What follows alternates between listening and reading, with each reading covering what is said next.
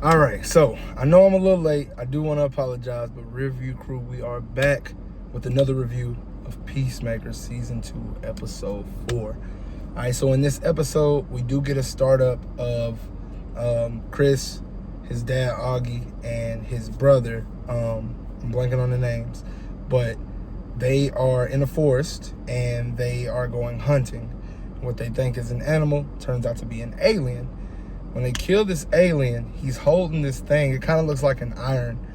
He's holding it, and they see the door of the quantum unfolding chamber.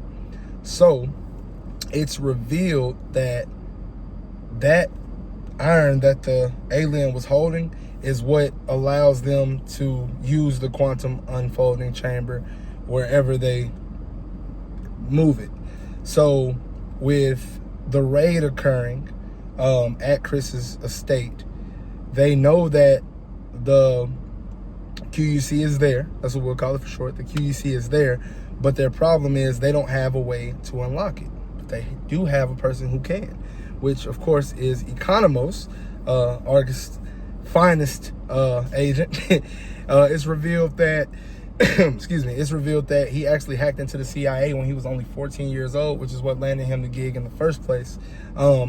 Chris does let Adebayo know that it's not his father who uses the chamber. It's actually him, but he hasn't done it in so long. It's always been at the same spot. He doesn't know if he'll still be able to do it.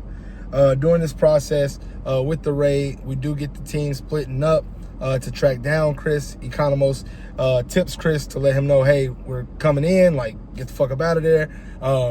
And he succeeds in doing so. Him and Eagly, they split, they run for it. But on Economos' team is Judo Master, who actually gets into an altercation with Chris. And their fights, like, you got this tiny Asian man fighting this big-ass white dude and getting the better of him, honestly. And then Peacemaker, of course, he pulls through, gets the W after accidentally landing on Judo Master, all in all.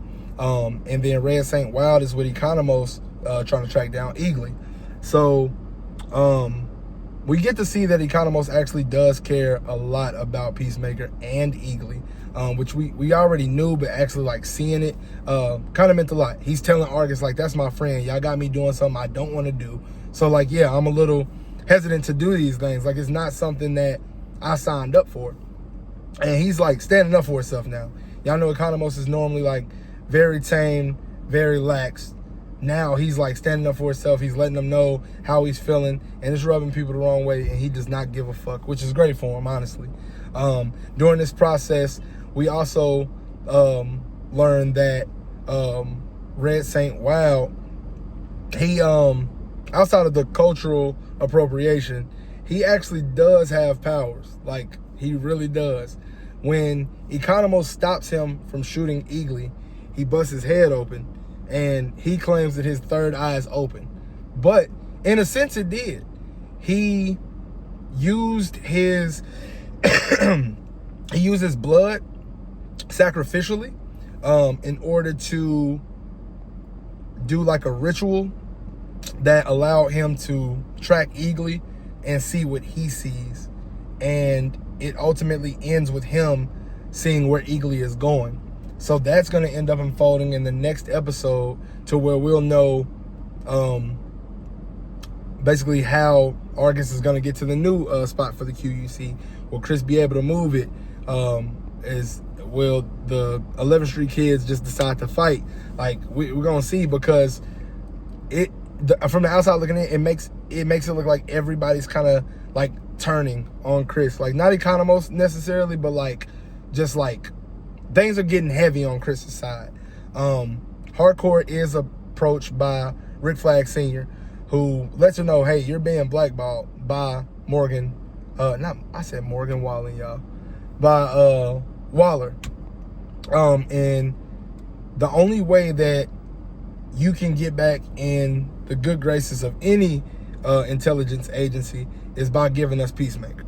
If you do that, we'll get you back in. She's broke as shit, can't pay her bills, utilities out. She's like, she has no choice. So she sells out Chris extremely reluctantly, and you can just see it in her face. Like, she didn't want to do it. She's giving sass, and she's like, y'all motherfuckers know I have no choice, and y'all making it seem like this is something I want to do. I like that the parallels of Economos was with Argus, and they're making him do something, and he's standing out while still doing it. Harcourt is no longer with Argus, but she's trying to get back in. So you got one person who doesn't really want to be in but has to be, and then one person who really wants to be in but doesn't want to do what it takes to get in. So it's a unique parallel.